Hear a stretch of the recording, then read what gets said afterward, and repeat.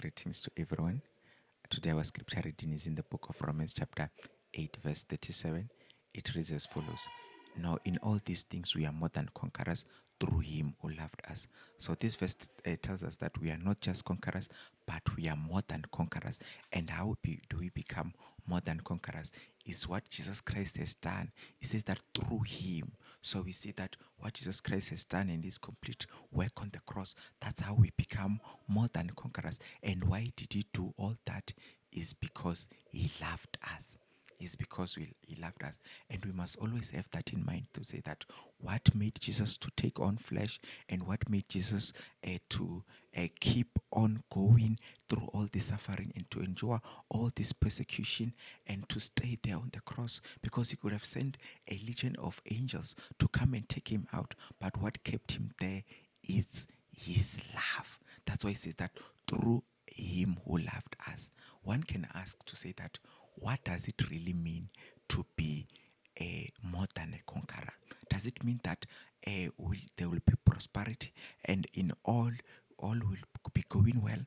Let's check the context. The context will tell us that what does it mean to be a conqueror? He said that who shall separate us from the love of Christ? Shall tribulation, distress, or persecution, or famine, or nakedness, or danger, or the sword? So this verse is telling us that it's not talking about our life for Christ. Because if it was talking about our love for Christ is shaky. It's shaky. And through all these things, our life can be nowhere to be seen. But we see that Christ still loves us through all that. Through all that. And our rest and us being a conqueror is to realize that Jesus Christ is still there in all that. Because some of us might use what we are going through to determine God's presence and absence. And that's not it, because this verse tells us that nothing can separate us from his love.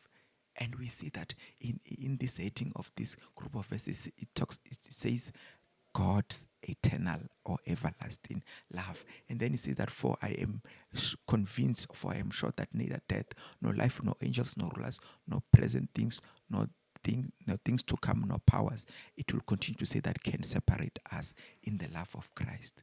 So we must rest in his love.